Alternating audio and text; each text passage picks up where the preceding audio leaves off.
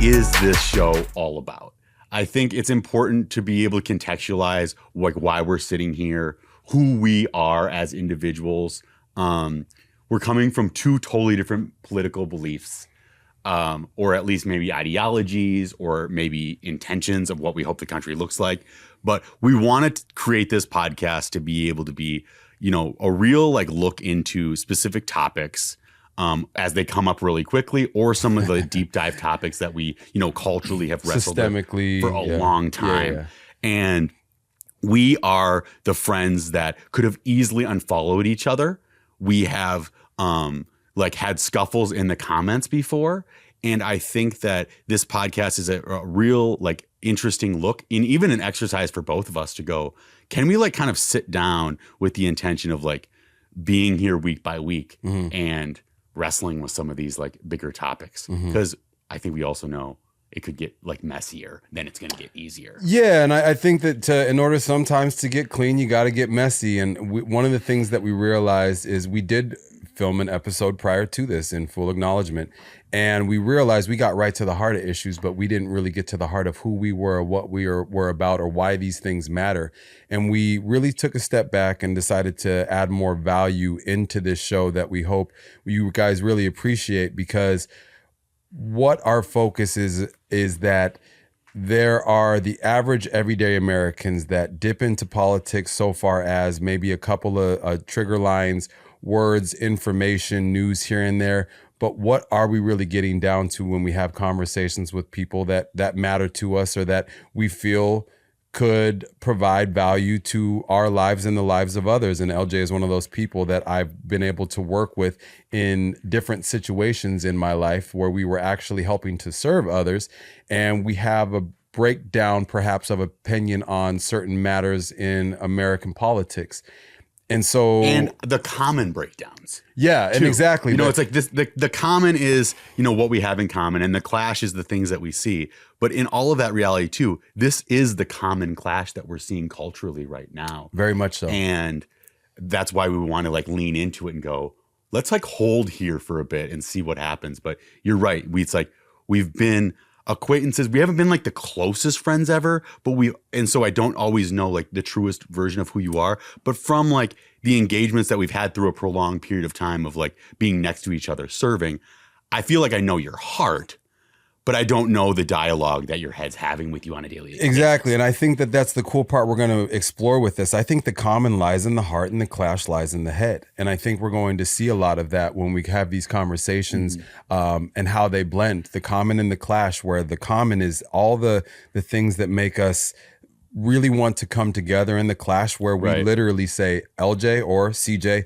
no way. Either change my mind or I'm willing to listen, but this is not where my stance is currently. And one of the issues, or one of the best parts about this first episode, is that you alluded to this. We don't know each other as well as we think we do. And a lot of times you don't have a lot of time to get to know someone if you're getting into a political interaction in a conversation on Facebook or Instagram or something. They're just one-offs from a position that you have, and someone said something that you disagree with, and you're going to lay that. We're from the distance of like work colleagues. Yeah, I'd say it's from a space of like serving together. Exactly. And people come together in work culture, in church culture, in other spaces where you share time with people and you have difference of opinion. So I think one of the greatest questions I could lead this conversation off with is, can you give me a little bit of your background, LJ, about what sort of gave you your ideologies that persist today, in the sense of who you are, what you're about, where you come from, and your ideals? A Minnesota guy. So, you know, as I've kind of, now I look at Minnesota and realize it's a very like purple state. So it's kind of grown into its experience. I'm your typical, what I always call like white bread guy. All the expectations, intentions of like, you could think of like, who's this random white dude from Minnesota? I'm pretty much a collection of a lot of those. Like your generalizations get pretty close to like what my initial lived experience in life was. Is like, you know, had pretty religious background growing up. Of a Christian faith? Lutheran. Okay. So definitely like church every Sunday. Not in a crazy way, in a very like inviting, like, hey, this is what we do though. This is a part of our culture. And then from that always kind of came from a place that like America is the greatest country in the world. It's here for everybody. But I also grew up in the context of like suburbia. Right. So diversity there or Rochester has an interesting diversity because the Mayo Clinic is our main resource. Of 100,000 people that are in Rochester, Minnesota, 33,000 of them work for the Mayo Clinic. Wow. And now Rochester's like 140,000. And outside of that, it was IBM and then the small hospital that my dad worked with. So father was a foot and ankle surgeon. Mom was a stay-at-home mom until she decided to work real estate. So as she could kind of grow out, and she's like, okay, y'all don't need me around the house all the time. I can start working. And I actually worked with my mom leaving high school for a second within a commercial real estate. Dope. So I have a good relationship with my parents, passed down a lot of generational knowledge with them. So I think a lot of my upbringing is from that. Don't come from a place of a lot of trauma. So that's in a sense like this weird kind of clean slate that I come from. And then I come from all the different expectations and where I come from a place of privilege where people go, okay, understand that you're a white guy in America privilege. I get that. I actually understand the context that of the white guys in America privilege, I am on the top of that. So I understood that like when I saw like different white dudes in America, like were my buddies that were like, man, I don't have that much privilege. I'm like, I can actually understand what you're talking about because relative to me, I see what you're talking about. So when it comes to like your card that you can hand to say, well, this is my I don't know, my kind of like trauma card or whatever. I literally have zero to play. The only trauma that ever created my life was my own doing. And so that's where I come from.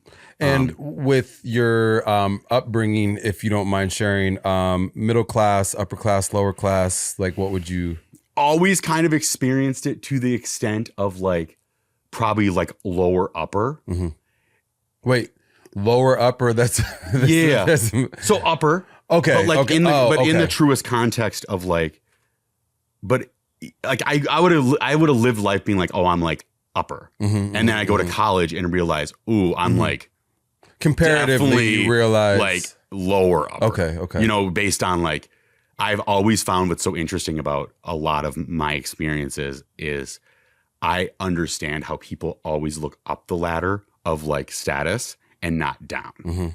And so I, for a long period of time, didn't really have any look up. I always felt like I had the ultimate blessed life. Then I went to college and realized what extreme wealth looked like. And I was like, oh, dude, I have places to look up to here. Was there an aspirational quality to it or a sense of like, oh, wow, this is like either not where I want to be. Oh, not like humbling in a sense of, ooh, I feel like out of place. Like excitement. Okay, like I can attain this. Is what like, you know, I grew up with a dad that was like doctor. And then I was around friends that like dads were like, had built businesses. And I go, ooh, this is a different level of lifestyle. Right. That's available. A different level. And lifestyle to me ultimately represents freedom. A different level of I can do what I need to do in my capacity of that I desire. So a very important thing to you in like sort of life scale would then be the fact to have your freedom, financial freedom. Yes. That's something that is not, maybe I don't want to call it vitally important, but something that you place a lot of value on. Financial freedom is huge to me because I look at money as the trade of time. So and you know, like that capture more time. That Justin Timberlake movie with like, where he's running out of time on the credit card. I think is wildly real in all aspects of life. And now that doesn't matter. That I'm a big Christian too, so like the everlasting aspects of life has nothing to do with it. But the reality that you're able to live here, it's huge. And from that freedom, I always desire stability, the ability to pay for a healthcare bill. You know, I didn't have those types of struggles where it's like I break my wrist or my thumb, and my parents didn't have this conversation like, oh, bro, How do we do? Yeah. how is this happening now? Because now for me, if I broke my daughter's thumb, me and my wife, I call her the curly-headed overlord, would sit back and go, for doxing purposes. She's my boss. She like runs the family. But on here, that's what I call it. We'd be like, holy crap. Yeah. You know, we took her to the ER once, and I was like, I didn't realize the experience of, okay, we got a $2,000 bill. I'm still in this creative entertainment, quasi trying to figure my life out space. I'm not bringing as much to the table as she is. And it's like, we're feeling that heat. Absolutely. So a lot of things. So kind of when I got to college and realized like what freedom looks like and stability looks like, I realized there's these different aspects. And then even from there, I've watched my family, you know, downsize in a lot of different ways. Those like nest eggs that were currently once available and kind of thought were in a sense like they're forever, untouchable, like, aren't there anymore. That is extremely. I've watched my parents be humbled, my family be humbled. I've certainly probably taken some of the most interesting elements of the humility of it, because I'm like a 37-year-old guy that expected to be a real provider at this point, and I still feel myself like fluttering. I absolutely understand, and I think that there are, where we come to the commonplace in this conversation is there's a lot of 30-somethings that are in career-wise, even if you're in a stake where you have a solid job, pay scale has not moved with the cost of living. So I think that there are still people in that $100,000 bracket that even feel like, well, how is it that I can't afford a home? So I don't think you're alone in that aspect at all. Because I know, again, a lot of things that are common with us is our upbringings. I think that my mom was in healthcare. She worked for Denver Health Medical Center for 40 years, originally from Denver, Colorado. Right. Again, I can't pull any trauma cards that could really even amount to anything where someone was like, let's get over that then. You know, I don't have any experiences in life that allow me to say this, but I've always grown up with I'm biracial, dad black, mom white. And if you want the ancestry.com, I can break that down later. But have a sister that I'm very close with, a very familial clique that we all get along. Very, I would say, grew up middle class, probably never had to worry about anything, but we were also never spending on anything. Nothing bigger than what we could afford. Okay. Never any major large vacations past the age of, I'd say, 8 or 9. We've done Disneyland and all that stuff. Didn't go do anything wild. My parents took care of us, moved us closer to the foothills in Littleton. It's a suburban, non-diverse area, I'd say, lacking in diversity from where I came from. Did you feel that you were the diversity? Yes, and oddly enough, it's crazy because then the whole complexity of being biracial in a place where people have to be able to sort and figure out who you are, sometimes not black enough nor white enough. But again, if I was in the place, I was definitely the minority. The high school where it was like, of 2,000 kids, there was like maybe 25, 30 kids in the whole school of black, but you know, of all, I'd say overall, maybe 400 kids out of, you know, so a very small pot of people. Maybe a quarter of that school had diversity. Yeah.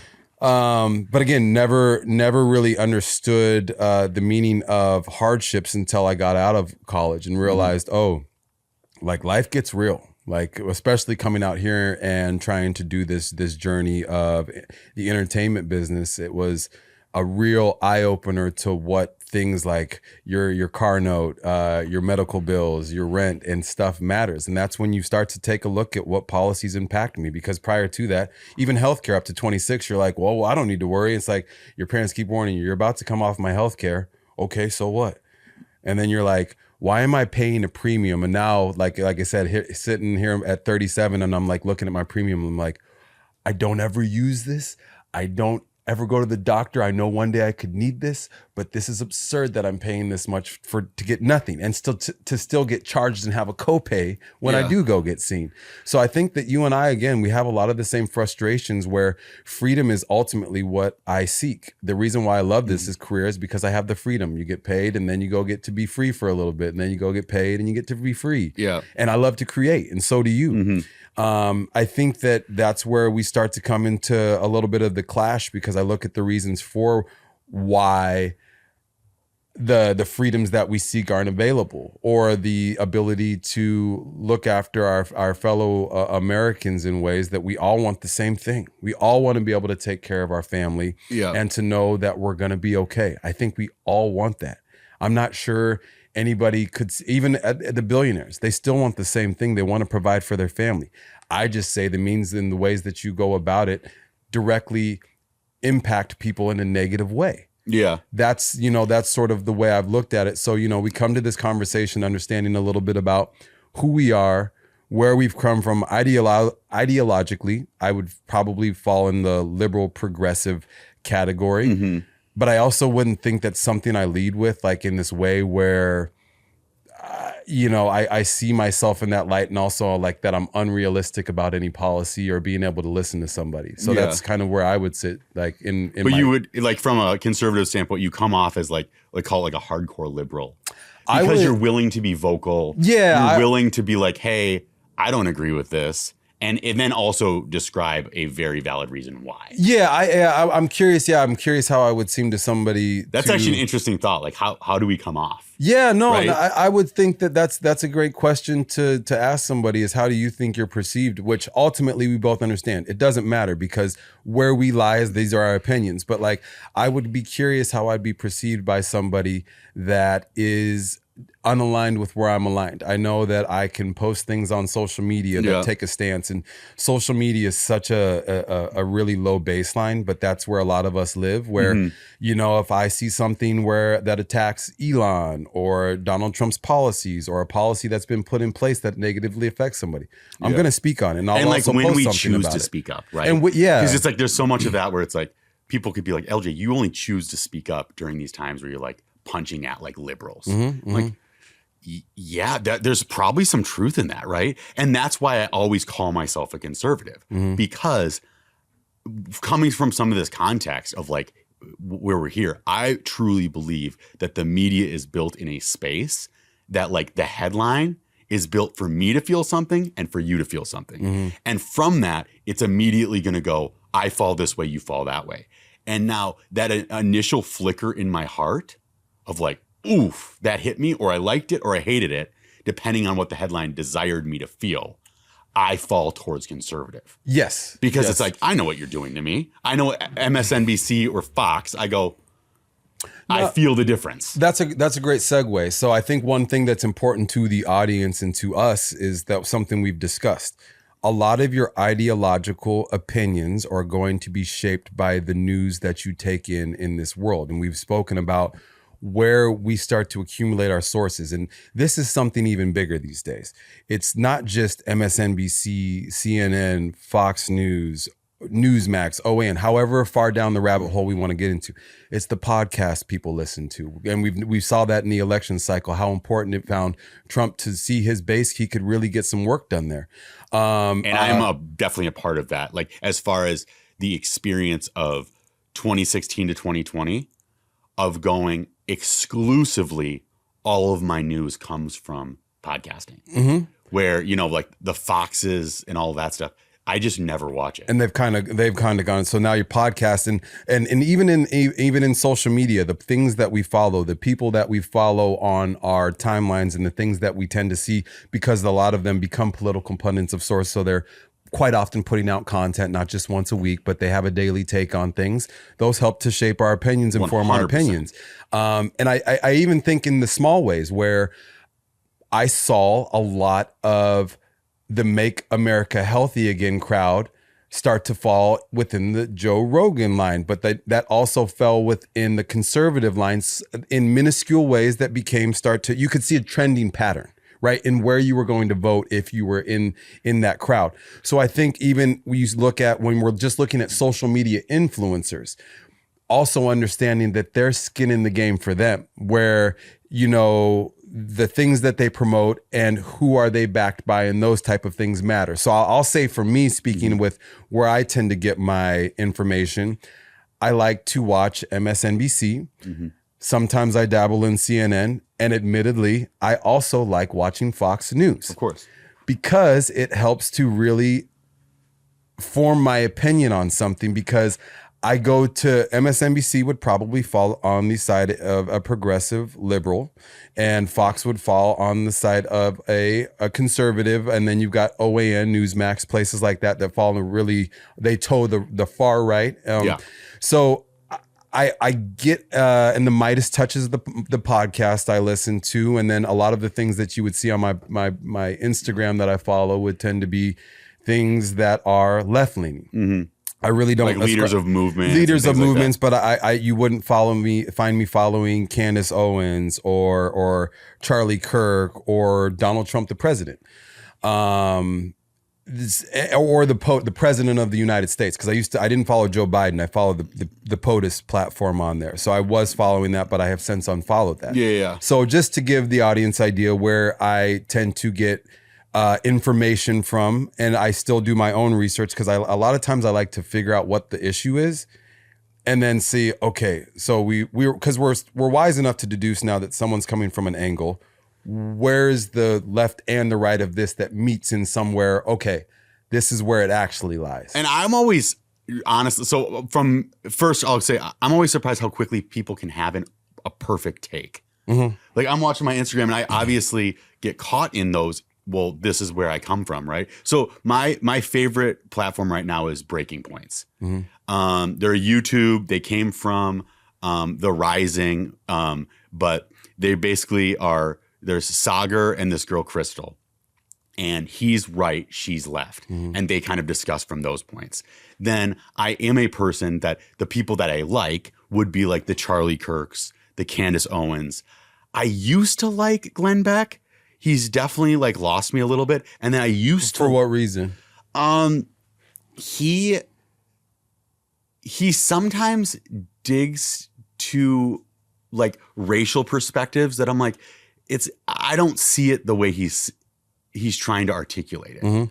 Like he'll always take like shots at like Martin Luther King Jr., right? And I'm gonna go, okay, I'm okay with unperfect people being leaders. And I don't always need, like, let's call it like AOC. I don't need her to be perfect for her to be someone that I can understand is respected by people with her opinion. I'm not like beholden her to that standard. I do think there's cliffs. Don't get me wrong. There is times where it's like, hey, stop it. But and so then from there I go, I also don't really need, I'll use like a Candace, for example, to help me understand why I felt the way about a perspective. But a lot of my information is going to like Pod Save America. I would go to like Midas Touch. I'll watch a lot of the other side because I'm like, I know what my side's saying because I feel it from the jump. Now I want to understand that perspective. And from that, I won't, like, for example, I'll get my laughs by watching like The View, but I know that that's not like a clear example of like what most of America's actually discussing, like at this point in time. I agree and I disagree because the audience wouldn't be the audience it is if there weren't a lot of people tuning in, and perhaps that's what they do. So I don't think you're that far off in what you say, and the fact that people take face value. There's an assumption by you and I that people are doing more research than just taking what they see at face value, as we sometimes tend to do. Oh, I think we all take it pretty much all on face value. And that's what's scary right now, is because if someone tunes into The View for the hour and that's where they got their standpoints, and granted, there's some valid standpoints that exist on all, but I don't think the level or the depth of research that's required to ultimately have more knowing on a subject or a greater understanding exists in that space where they're giving information. And that's even if I agree with something. Even if I agree with something, I think that it's still, the ownership relies on me to verify through more detailed information or something. a lot of us don't go that extra mile. I tend to. Yeah. I try to. I make my best concerted effort because I am a person who tends to be vocal about things. So I don't want to be proved wrong on something where, and again, my wrong is I'm a lot more comfortable with being wrong now, understanding that the goal is to learn rather than to, like, if someone said that social programs were the demise of America and they had the citations and sorts that helped to prove that, and I was like, I've had this wrong for all these years. But no one's ever been able to do that in a way that I was able to go, oh, I learned something there, right? And I think that this conversation will be helpful to us when we have clash if we're both looking to learn or to find a new perspective that might enlighten us. And I think that's the hardest. We're dealing with psychology when we're going to have this conversation because our cognitive dissonance that everybody's going to go in with a bias. We literally have biases going into this conversation. So I'm curious how we find ourselves internally confronting these during these conversations. Because anybody listening, if LJ or I make a point that is counter to what you've come to understand in your life, take that as a great place if you're going to learn something. That's a good thing. I think the uncomfortable places are where we tend to run away from. So I want to lean into some uncomfortable places in this conversation. So I think to start with some of like my biases that are probably that I'm pretty like rooted in is that I do believe that the United States is like the greatest country to ever exist. I do believe that the foundation of it was built with the desire and expectation that it's here for everybody. And then within that context, I have a desire, on a personal desire, that I think our government should work for us in the capacity of creating protection, creating efficiency, and continuing to promote like our individual liberties and freedoms. Right. And if it's not coming from those contexts, and what my juxtaposition of what I think the left is missing on why I have myself continuing to say I'm more conservative than liberal is all of the liberal stuff I can actually I get behind as far as what is currently America struggling through. Young mothers should be protected. We still have a huge part of conversations within diversity and equity that need to happen and that we're not there on. I just don't expect the government to fix a lot of that stuff because I'm having a hard time believing. I'm a big skeptic of institutions. And so, what types of institutions? Like scholarly or fundamental, like college? Elon would be a perfect example. So Trump's actually a perfect example too, where I really got into Elon out of college and a little bit in college, right? We're he's part of the reason I moved to San Francisco. And because we're dude, this guy's innovative. And me and my business partner's reading his book, and my business partner was probably even more into him than I was. We're just this guy's really taking things to the next level. But so then he's just a guy running around he was a part of the PayPal group, and then he's building Solar City, and he's, he gets into Tesla and then SpaceX, blah, blah, blah. Now he is hitting a threshold of becoming more of an institution. And I have a hard time trusting institutions. Let me ask you a question. Has he hit the line yet for you though, or is he not there yet? No, he's hit the line of always deserving scrutiny. So a constant, he does because he's the richest person in the world, and because he is now also this quasi co-presidential thing, he deserves a full court press at all times.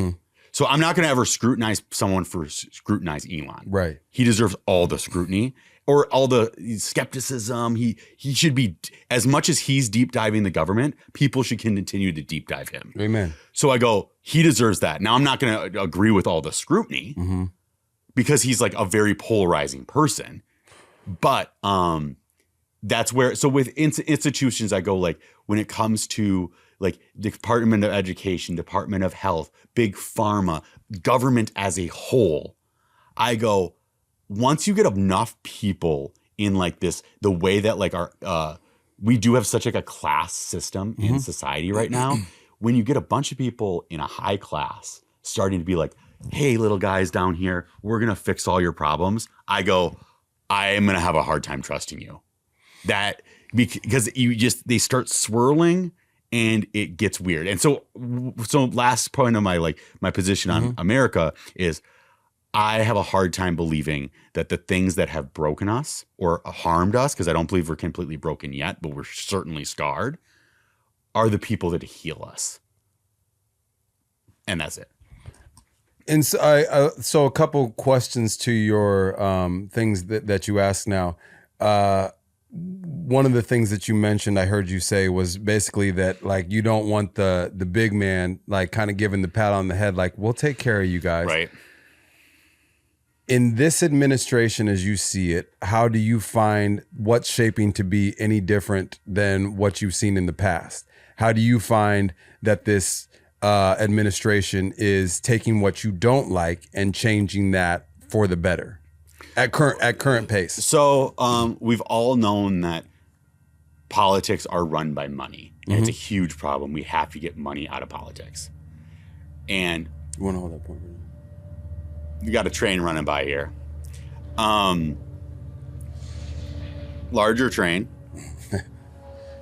That is a 20 kilogram. So within that, money still runs politics. That hasn't changed at all. We have the richest person in the world, like sitting at like the right hand of the president. The richest person, if George Soros or Warren Buffett was sitting next to Kamala right now, would you take exception to that? Yes. Holding court in certain ways. 100%. Okay. 100%. Okay. I would be probably leading the charge every single. I'd be going harder on his. Oh, you're exactly. Now, so here we are. The only difference with Trump is that we actually know who he is, and he's in front on the mic in public. So I do appreciate the transparency, like where people, like for example, the transparency of who's speaking, of who's making things happen. It's Donald Trump and Elon Musk who run our government right now. And prior to Doge, though, they were saying they wouldn't let us know who was until that last week in his presidential speech. So even going back to like a Republican, right? George Bush. We all go, who's running the country? Is it like the Koch brothers? Is it Dick Cheney? Is it these like larger nefarious like warmongering institutions that we don't even know the name and faces to? So within that, I go, we have no place to even like, nothing sticks. I think it was like Dick Cheney and his boys that ran America, but it was hard to. One, I was not really old enough to like rationalize a lot of things back then. But from reading stuff, I go, I'm going to place most of the blame on Cheney, as the Bush family placed George into a spot to say, you're going to be doing the bidding on behalf of this institutional figure who's Dick Cheney. And you're going to fix some of our family's wrongs or whatever. Fix them. Who knows? Mess him up even more. So that's the problem. With Trump, I appreciate the transparency of him running on the road with the billionaire, not only just saying like, hey, he's backing me, but saying he's going to speak right after me. That part of it, I go, at least we're getting to a point of transparency. Now, do I think money in politics at this level is a problem? Still, yes. Well, let me ask you a question though. How important is transparency if it's like, here comes the clown show and we're going to show you how the magic and all the clowns work? Like, but it's a clown show. Is transparency important if it's still a clown show? Because I don't know who was pulling the strings and the levers during the Biden-Harris administration, but if it was a clown show, I don't think it would make it feel any better if I knew who was pulling the levers, because I think it's almost easier now if I see with where, here on today, March 11th, we're looking at a stock market that is perhaps in its way to a recession. For sure. Veterans are out of jobs at the number of like 80,000 we're getting to. They would like to cut the rollback of DEI, which isn't really even, I don't think people understand what DEI is and how it affects people and who it actually helps. And just a point that we're gonna go deep into a lot of these topics. Right, and we're gonna go deep into these topics. My point being that, like, does it help to know specifically? I've always known it's Trump. Now he just has his tag team buddy. Does it? But you're saying that it helps you to know immediately. So if you were going to ever criticize the administration, would you ever be able to point directly at them, or would you still say it's not them? No, it's them. Okay. Let's say our country goes into like a brutal recession, which it's highly probable that it could, right? That's on Trump and what this institution's doing. Now, on economic levers and stuff, maybe we need a recession. There's some of these little things where we keep on whatever, but Trump would be 100% liable for the decisions that he's made has created that. Now, I do think there's elements that we've all collectively led to anything that happens in the American economy, but to pull off the Band-Aid and to let it bleed is the decision that would have come through him. Okay. So ultimately, at the end of this, when we continue to have these conversations, when we point to, I like to point to the administration because I know it's not just one person, and his cabinet has got some people in it that are gonna make some decisions that I disagree with. But when we have these conversations for future reference, we can point to both of these people as sort of the head coaches. Because even with like Elon, for example, like it's on Trump when Elon goes too far to reel him in or cut him. And I believe that they're on a collision course, that I don't foresee that Elon and Trump will maybe make it through the 4 years together. I would think that's a wrong assessment. I would bet that it probably doesn't work out within that, with either that friendship right now or that like bromance. So, but because of that, at the end of the day, all roads lead to Trump. You might see me rationalize elements of past, not just I really hate always leading to like past administrations, but like when it comes to like the particular recession that we might meet, for example, I continue to be like, how is it that like we're 37 years old and we are the first generation? Was it number 2? It's recession number 2 we're about to see. There should have always been. You have to take the heat off of the market, and I think many politicians, I don't know where it started, have continued to kick the ball down the field. That like it's going to be hard for us to be able to have home ownership, all these different things, and at some point, like the housing market has to pop in order for us to even have a chance.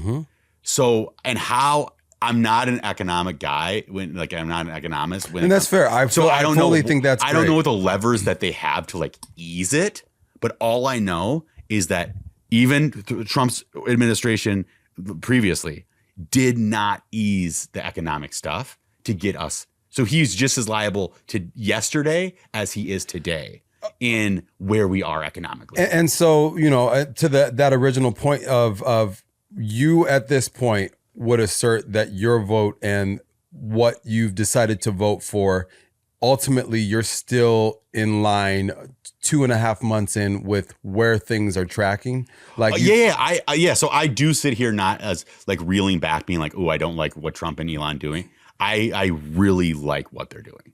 So I'm sitting here going, they are doing the duty that a person like me who voted, I wanted to see what they're doing. If you could give me 3 things that line up with what you wanted to see and what you're seeing, just so I can kind of start to like get an idea of where, as we continue, like what makes you the happiest about what you're seeing right now.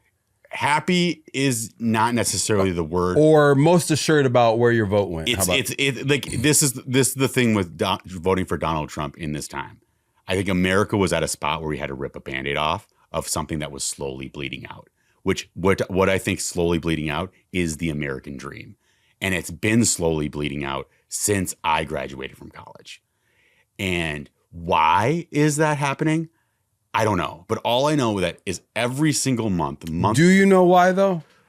Well, do you think my idea, my theory for it, my hypothesis of why is we are expecting our government to save us. And we've created this institution that has so much control over us that we are becoming, in a sense, like hitched to it, like at all times. And it's very concerning to me. In what ways? So the way that I look at like a tax is that I hope that it keeps like sidewalks, like our fire department, all these things. Yeah. I do hope that it like protects our country, but I don't need it to like fight wars for us. I need to protect countries from having wars come onto our soil, but I don't need us to go fight wars on behalf of other countries at all times. There's some times when it comes in the, I guess I'm becoming more out on this. Initially, I'd be like, America should fight on behalf of democracy everywhere in the world at all times. Was that is the American way? Yeah, well, and that's what we were sold. But what we found out is half the time, every time pretty much, we're fighting on behalf of democracy. It's because we're like actually just trying to play this game of risk and get the most resources and have countries be in debt to us. But then again, they're never actually in debt to us because they never actually pay us back. And I don't need America to run around the world and be like this white knight and protect everybody at anything at all costs. Because half the time they decide who we're protecting, I don't agree with it. So at this point, with I think one of the most analogous places we're speaking about, like Ukraine and Russia. Like sort of, is this? Well, is no, like it goes back to Iraq War. Okay, no, but I'm saying like in the sense of like, do you find that him withholding aid and information to Ukraine is something where you ultimately support it because you're like, good, like let Russia do what? It's so interesting. So like aid is one thing. Yes, on aid. Mm-hmm. Like let's be like we're the richest country ever. Mm-hmm. We still do need to support like aid. But so we're the richest country ever, and yet we're both here figuring out how we make the American dream happen, like how we make our as this starts to crumble. We are the richest country, but yet something's not adding up, and you said we have to pull a Band-Aid off of this. Yeah. We are wealthy, so a guy like Trump is wealthy. Yeah. But by and large, the people underneath him don't get to see that prosperity. Yeah. So for example, let's in the context of places of like poverty, right? And these places that have dealt with like systematic injustices. Mm-hmm. I am not seeing and the government tells us, let's just like a blanket one, homelessness. Every single time that I've voted for something since college, it's been end homelessness with this tax. And I'm like, well, I don't want people to not have houses. I want people to be able to live good lives. Mm-hmm. Government, go do it. And what is becoming concerning to me is the division that a lot of what a tax dollar looks like for me, a lot of my friends, I believe, are perceiving it as like a tithe, as like a point of empathy, as like what I expect. My church, when they're giving out food on Saturdays, I'm like, yeah, I will pay a tithe to make sure that we can have that happen and run and be effective. I desire for that. I need us all to be aligned communally. So if we see someone down the street struggling, we need to be the type of culture that's like, this is what's happening. So it aligns with you in your spiritual aspect inside the framework of a church. However, under the premise of a government, it feels more weighty than you want to, like, I shouldn't have to take on this burden of the collective community. I think it disconnects us from the reality of it. So for example, we start seeing people down the street that are struggling. We start to go, man, who should I call? Let's call the police. What do the cops have to do with this homeless person sleeping on a bench? Now, if we were more of a community where like I could call my church and be like, yo, man, I've actually been talking to this guy for a second. He's a good dude. She's a good lady. Let's help this lady out. When we're disconnecting when we're expecting the government to distribute our empathy, I no longer have any trust in that. Where does your empathy fall then? Or like, when does it stop to exist? Is it Social Security? Is it Medicare? Is it Medicaid? At what point does help for someone else, a SNAP program? Where does your line end? I don't disagree with you that there are better ways to manage someone that is without housing, that might have mental problems and or doesn't have the resources financially. I don't disagree that why are we sending our trained cops that are there to fight, quote unquote, fight crime as a resource to do that. But what I'm curious is where does your line begin and end with what social programs that have existed for quite a long time that have helped a lot of people? Where does it become this is okay and this isn't? Like, where does that, like, as we've heard, there's a chance that social programs start to cease to exist. Yeah. But that's going to affect somebody. Are you happy? Like, not staying with the through line of the government and being EBT involved and stuff like that. Right. Do I think like EBC should get cut? No.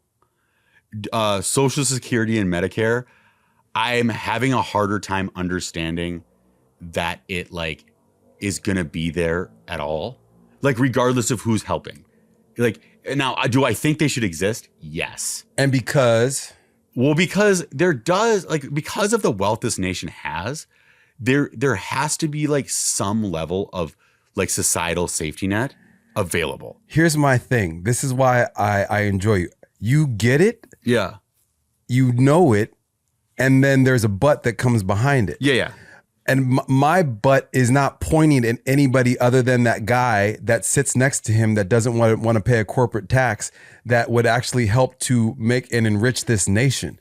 These companies that try to evade the law and get around paying their due piece, and they ask us to pay more. And so why is it that they're not? We always talk about that the poor are leeching off the system with their EBT, Medicare, Medicaid, social, whatever, SNAP programs, their benefits. How is it that they're not leeching off of us and extracting our time and resources? But again, there's no premise that places the ownership on anybody. Like, it's governmental, but we have the position to take that. I don't believe that we have a bunch of societal leeches on the ground floor of this country. But when we put high tax, like, there's this crazy. Is it a but or is it an and? No. This is a specific. Okay. But they're not getting it. They're generally not getting the wealth. There's like, when it comes to like the homelessness problem in Los Angeles, where does the money actually go? Like, it gets swallowed by like these other like governmental, bureaucratic NGOs, like all these other institutions come up and swoop it. And then you go, because like we have so many friends and we've been a part of organizations and are still leading different organizations on the ground floor, underfunded, like scraps from like our also like artistic creative friends in Los Angeles that like have no money, and they are foundationally helping support programs that will serve like hundreds of people on a Saturday. And then a politician will come in and like be like, wow, I really love what you're doing here. Can I come and like give a speech in front of this? Yeah, I mean, I would love to get to know you. I appreciate the things that you've been discussing on your campaign trail. I think that you're genuinely like a good person. But why is it that there's no money here? You can come and speak, and then and then half the time that they speak about things and like the money that they're providing. And from my perspective, from just serving in Watts for a very small period of time. Watts Empowerment Center. The Watts Empowerment Center, led by Justin Mayo. Shout out. Freaking believable. Both different organizations that we've worked with have contributed, and a lot are still there working diligently to create better lives for these kids and these families. The politicians would come in and be like, hey, we have these new trash cans that we're bringing in. We've raised $5 or $8 million for new trash cans. Speech, things, 25 people come out talking, watching, making the community sit and watch. They're like, why are we doing the trash cans? Well, hey, LJ, we need you to corral some kids. We need kids here. Okay, well, I mean, yeah, I'm chilling with the kids. Nice to meet you for the first time ever. Thanks for putting a mic in front of a few community members the first time you show up here. And so then they're like, we have these trash cans aren't there. Never showed up. This is 3 years ago that this conversation happened. And we're sitting back after the thing. I'm like, can I have a question? I'm not going to grill you in front of people. It's so inappropriate to do that. I'm not from this community. But all I can tell you from a very small, brief consensus, the trash cans aren't the problem here. Look, so that's my butt. So and that ultimately for you is pointing back to a mismanagement of government. Yeah. Now here it is at the state level or really local level that we're speaking of this. And I think that mismanagement or misused funds or pipe dream speeches that are delivered for the sake of just delivering those things absolutely exists. I absolutely agree with that. I think there are times listening to Hakeem Jeffries give me lip service about what they're going to do to help defend against what Donald Trump is doing into our institutions. He's not the guy. He's not the guy. He's just wanting to give a speech. He's he's got like fake Barack energy, right? He's not the guy that's going to get us to the promised land. And I don't know how many politicians are. I'm just curious that if the politicians that you're looking for to shake up the system really sit on the side that you align with. That's going to be my biggest curiosity as you and I speak about the things that be.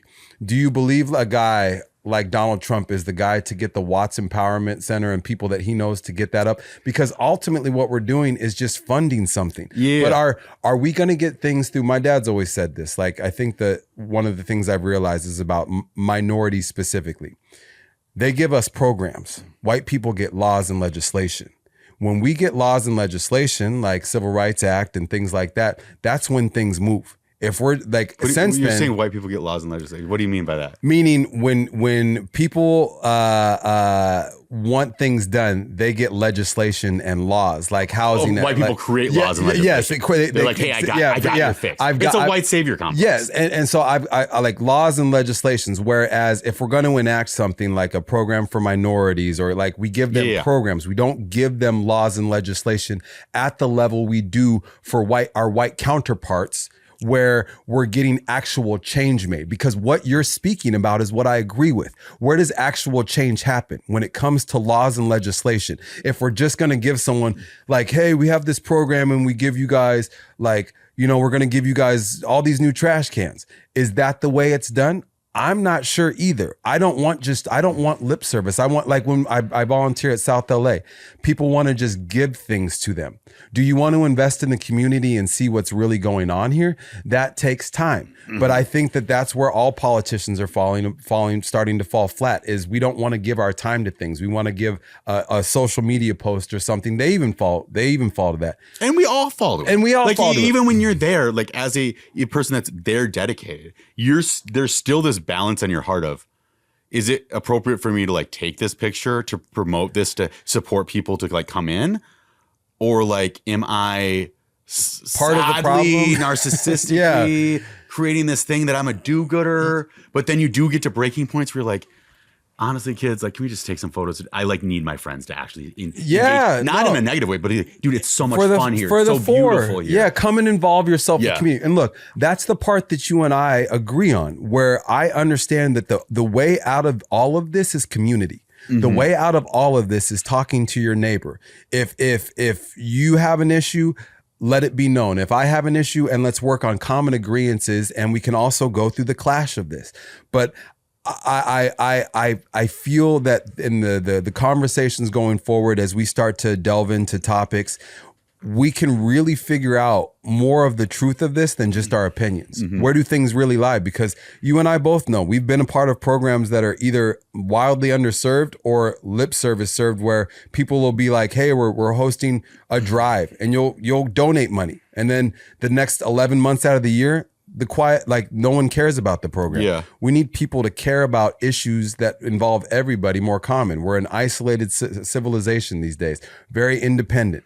I would like to bring community back to these conversations. Yeah, and I even sit here today where I'm like, me and my wife have built an organization, Love Wins, that like supports like youth within specifically Imperial Courts. She's broadening that to also some of her desires to support like children in Palestine, mm-hmm. right, and families that are dealing with like the disaster there right now. And so, and I'm looking at Watts, and I'm like, there's so many of these kids that I like have really like built relationships with, but I've taken some time to like just raise my daughter and to be with my wife, and like we've had some kind of wild experiences there. So, but within that, I look and like, I still have things that like, of things that I told kids, like, I got you. Like, I'm going to be around for you. I'm like, I got to kind of get back in to be able to be true to who I said I was going to be, because it is difficult that there's so much there's so much to overcome in a lot of these spaces that it's hard to know where to start, even when you've been on the ground and really built relationships. Because it is that bad. And I mean that in a good way. Like, things are that serious for people. Yes. Like, it's like you kind of walk in, you're like, I don't even know where to start. There's days where I go, I actually don't think the projects should exist. As far as like this small little space where they just throw everybody who's having the same struggle. It should not exist for the good of it. I'm like sometimes the only fix is to like literally like help everybody move out and like change it all up, or invest the actual resources where people are and really give the thing at the thing. To your point, right. It's like, I don't want to move, like with Palestine, don't move the people, build it up with what the infrastructure is and the people that exist there, but make people actually care. Make people really care about this neighborhood, because it's just a drive-by. Like, it's just a drive-through. Like, don't go to this part. Make it a welcoming place. Yes. Make it a welcoming place. And I mean, it's incredible. It's when you see these like types of experiences, because honestly, probably like on the streets of like different areas of Watts and like different areas of Palestine, you probably like, it's almost the same damn thing. Like, I don't know exactly, but I'm like, all I'm knowing is that like there's a drastic life experience change that if you just like spawned me like video game style, like Fortnite there and where I live here, you'd be like, this isn't that close. It's like, no, you're in the same state. What? Are you kidding me? So that stuff is so disheartening. Now, so when it comes to like really kind of what we'll get probably deeper into on like later episodes and why people can kind of stick around with some of that stuff, is I look at like a Trump and an Elon right now and saying, maybe they're the only people being honest. As crazy as that might sound to someone who might be like a liberal voter, because they're saying these are the most corrupt, the biggest liars, the biggest buffoons, but they're and also maybe the devil incarnate, but I go, I don't think any politician actually has our back, really, even though I believe there's a few that do, like 1 to 3 of them actually care. Do I believe AOC cares? Yes. But do I believe the whole institution that props her up when they decide to prop her up cares? No. So that's what I'm struggling with. And so what I do believe in is I believe in our community. Right? I believe in me and you. I believe in our friends. I believe in the people around us. What I've found is that times during Trump's presidency, when you start to realize, damn, he's really telling the truth, which is, hey, and he's even doing, it's not just black or white. He's telling vets, bro, we might not have you. We might not be able to support you anymore. What I hope happens is not for these people to be thrown onto the street. We have enough money in America. Build institutions that actually protect us better than the government. This is a beautiful place to kind of, I will let you know, I'll end with the clash, because I think that if I'm using Donald Trump as the scope for the gate of truth, this is going to be a great place for us to start next week. And I know that, again, the common is the beautiful, that we do understand how important community is. And kind of where we go on the next episode, we're going to start diving into some topics and really get into the clash of this. Yeah, we got to let you guys know a little bit about who we are and where we stand on certain issues and the grounds that we have. But the common exists in that we do believe in community. And now the clash is going to start to sort of show itself as we unpack policy and politics. And I hope that, like, as listeners, come to the comments and say, hey, these are topics I want to see you both address. And then for me specifically, hit me in the comments with things that you like or don't like, because I'm really looking at my political perspective right now in a lens of like 10 years. And I want to be solid foundationally in 10 years of people going, okay, LJ's not like a total cock of shit. I might not agree with him, but at least he comes from like a point of view that I can have some level of respect and understanding for. And he's not coming from like, so I do want to stay accountable to people, even though I'm not going to be always agreeable to people. A great So point. hit me with it. Yeah, no, I think accountability is very important in this conversation. And just to echo what LJ said, always hold us accountable. We always want to make sure we're getting information right too. If there's anything that's not cited or sourced, or that information that just comes out, we are always willing to be held accountable and go back and make corrections as we need to for the audience. Because again, the most important part about this is we want to add value. And if I can change one mind or help to influence the thought of someone else, I think that I've added value, and I think LJ believes the same. So we're here to add value in these conversations, and these conversations do matter because they're taking place everywhere. We just wanted to bring it to the forefront of two guys that have some agreements, but we really disagree on a lot of things, and we're going to unpack this in future episodes. So I'm really excited, bro. Well, this is the Common in the Clash. Thank you all for showing up to episode 1. We hope to see you back next week, and God bless you all.